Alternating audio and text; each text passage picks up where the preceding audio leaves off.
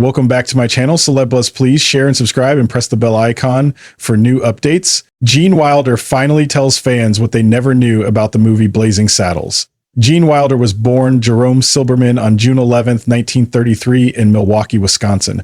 He came from a Jewish family whose grandparents had moved to America from Europe. His dad, William J. Wilder, used to be called Silberman too. He made and sold fun little toys and gifts. His mom, Jean Silberman, stayed home and took care of the family. She was really funny and loving. From the time Gene was little, his world was full of laughs, hard times, and hope. When he was only 8 years old, his mom got very sick with something called rheumatic fever. This sickness made her heart weak, and she felt really bad. During this scary time, a doctor told young Gene to try to make his mom laugh. This advice started Gene's love for acting and telling stories. It planted the first seeds of a job that would last for more than 40 years. His mom, even though she was sick, could see that her son was really good at acting and had a big imagination. She knew that living in Milwaukee wouldn't give Gene many chances to become a real actor. So she made a brave choice to send Gene to a special school called the Black Fox Military Institute in Hollywood, California, when he was 13. This fancy boarding school was known for being very strict, but it was also close to where movies were made. But Gene had a hard time fitting in with the other boys and came back home after just 1 year. But being in Hollywood had changed him forever. Back in Wisconsin, Gene started doing plays in his neighborhood by the time he was 15. He had acted in front of people for the first time in a play called Romeo and Juliet. This was his first time doing a play by Shakespeare. This show made him sure he wanted to be a real actor. He kept doing school plays and community theater shows. He got really good at being on stage and learned how to act better. He finished high school at Washington High School in Milwaukee, where everyone already knew him for being dramatic and creative. In 1955, after finishing college with a degree in communication and theater arts from the University of Iowa, Gene went to England to get even better at acting. He got accepted into a really good school called Bristol Old Vic Theatre School in Bristol. There he learned about classic theater and also studied sword fighting, which would help him be a better actor later. He was so good at sword fighting that he became the best student in the whole school. This showed how athletic he was and how much he cared about being physical in his acting. Even though he did well, Gene's heart was still in America, especially New York, where Broadway shows happened. Soon after, he came back to the United States and went to HB Studio in New York City. This was a famous acting school started by Herbert Berghoff. There, Gene started learning from really good teachers. To pay for his life, he worked different jobs like teaching sword fighting, driving fancy cars for rich people, and selling toys. In 1956, his plans got interrupted when he had to join the U.S. Army. During his time in the Army, he was stationed at Fort Sam Houston in San Antonio, Texas, and then at a hospital in Pennsylvania. Gene was smart and got himself placed as a medical helper in the department that helped people with mind and brain problems. This let him stay close to New York so he could keep studying acting at night. In 1957, after his beloved mother died, Gene was let out of the Army with honor. Losing his mom hurt him very deeply, but he used his sadness to help him act better. He went back to New York with new focus and started studying at HB Studio again. He kept doing odd jobs to survive. It was during this time that he began taking private lessons with the famous acting teacher Lee Strasberg. Strasberg's help changed everything for Gene. Finally, Gene got accepted into the famous Actors Studio. This was a special group that included really famous actors like Marlon Brando, James Dean, and Marilyn Monroe. It was here that Gene's acting became much deeper and more complex.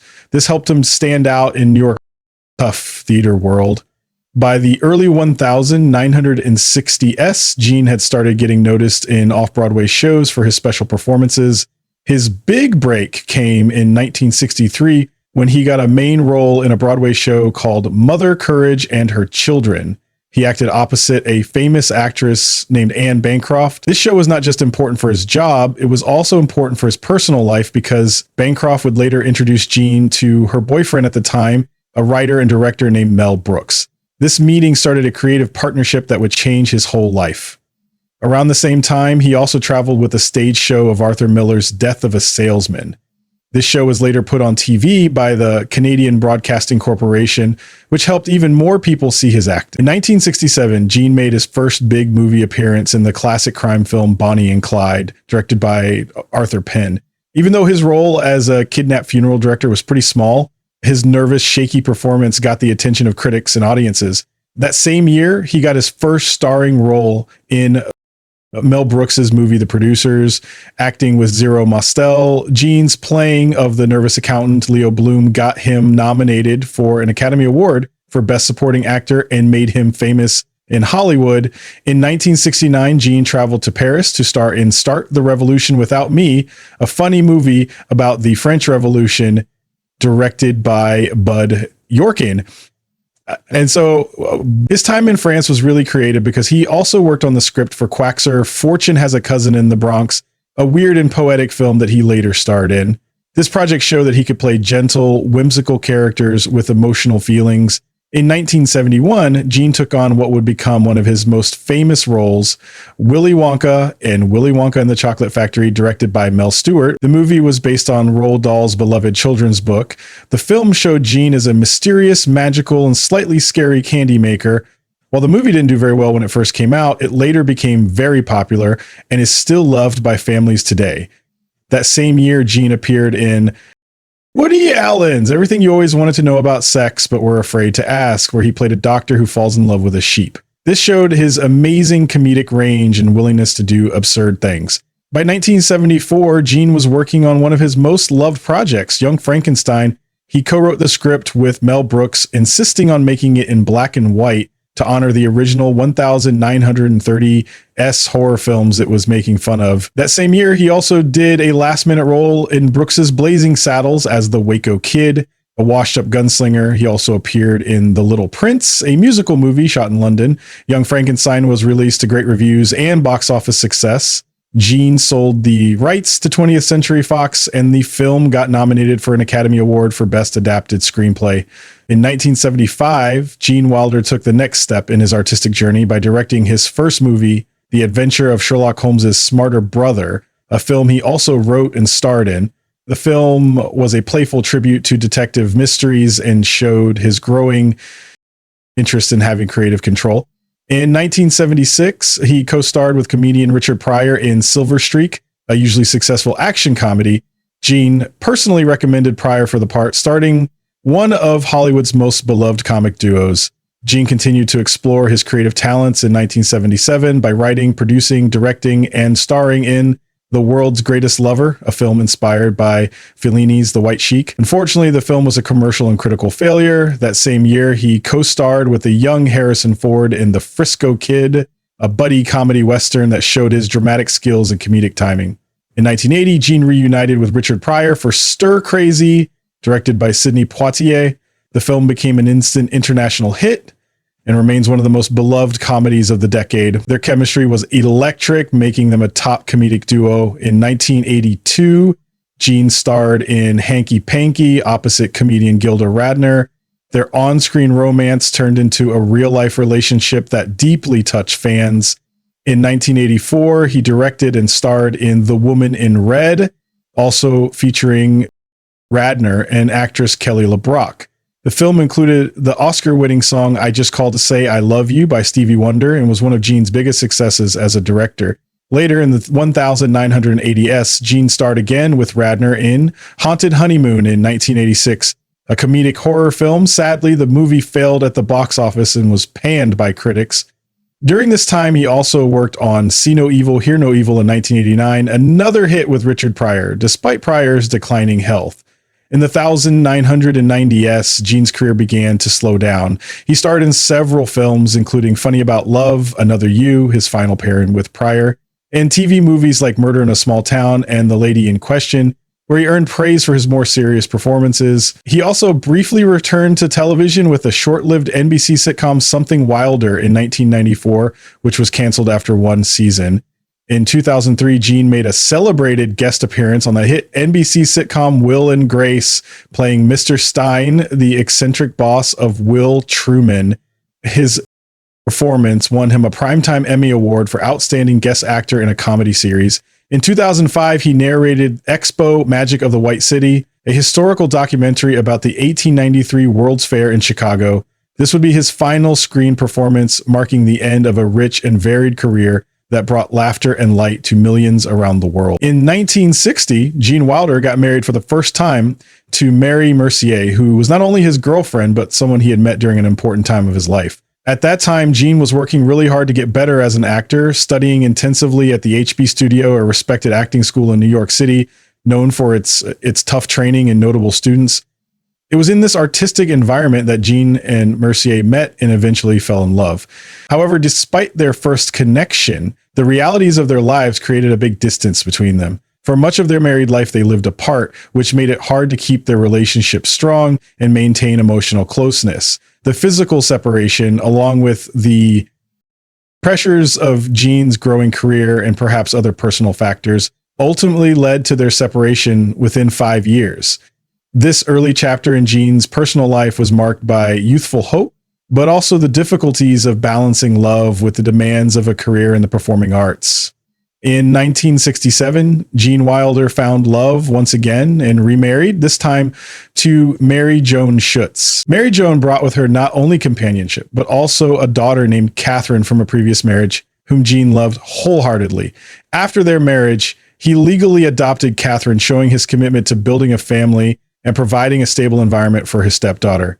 This marriage represented a new phase in Gene's life, one that mixed personal growth with a deepening sense of responsibility. Despite these promising beginnings, their union faced its own challenges and was ultimately unable to withstand the test of time.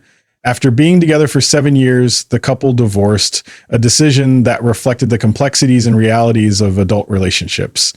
Nonetheless, this period was significant for Gene as it shaped his understanding of family and fatherhood and influenced his personal journey. In 1984, Gene Wilder experienced a deeply profound and publicly remembered chapter of his life when he married his co-star Gilda Radner. Radner, a celebrated comedian and actress best known for her work on Saturday Night Live, shared not only a personal connection with Gene, but also a professional one, as they had appeared together in the 1982 film Hanky Panky. Their relationship blossomed into marriage, which took place in the beautiful south of France, a romantic setting perfect for two beloved performers. Their union was a beacon of joy and partnership until tragedy struck. Within 2 years of their marriage, Radner was diagnosed with ovarian cancer, a devastating blow to both of them personally and to their families and fans. Gene stood by her side as she bravely battled the disease for 3 years, a period marked by courage, love, and heartbreaking loss. Radner's death profoundly affected Gene and was a defining moment that showed his strength and devotion during a time of immense grief. Their love story remains one of the most touching and inspiring chapters in Gene's life. In 1991, after years marked by love, loss, and resilience, Gene Wilder married for the fourth and final time to Karen Webb. Webb, a clinical supervisor for the New York League for the Hard of Hearing, came into Gene's life under unique circumstances. They met on the set of the 1989 film See No Evil, Hear No Evil, where Webb's work intersected with Gene's acting career. Their connection grew beyond the professional, blossoming into a lasting partnership. This marriage brought a sense of stability and quiet companionship to Gene's later years. The couple chose to settle in Connecticut, a place away from the spotlight of Hollywood where they could enjoy a more private life together. Karen Webb's support and presence became a cornerstone in Gene's life, reflecting a deep bond built on mutual respect, love, and understanding. This marriage lasted until Gene's passing, marking the final and enduring chapter of his personal life story. For decades, Blazing Saddles has stood as one of the most famous and controversial comedies in film history, a wild satirical Western that pushed boundaries with its sharp humor, biting social commentary, and irreverent take on race relations. G. Wilder, who famously played the charming and quick-witted Jim, also known as the Waco Kid, had always been a central figure in the film's enduring legacy. Despite the movie's widespread popularity and cult status, there was an important truth behind the scenes that most fans never truly understood until Gene himself finally decided to open up. In interviews and private conversations over the years, Gene hinted at the complexity of the film's creation, but it wasn't until much later that he revealed the real story about the creative tensions, the unspoken challenges, and the moments of vulnerability that shaped the production in ways audiences never imagined.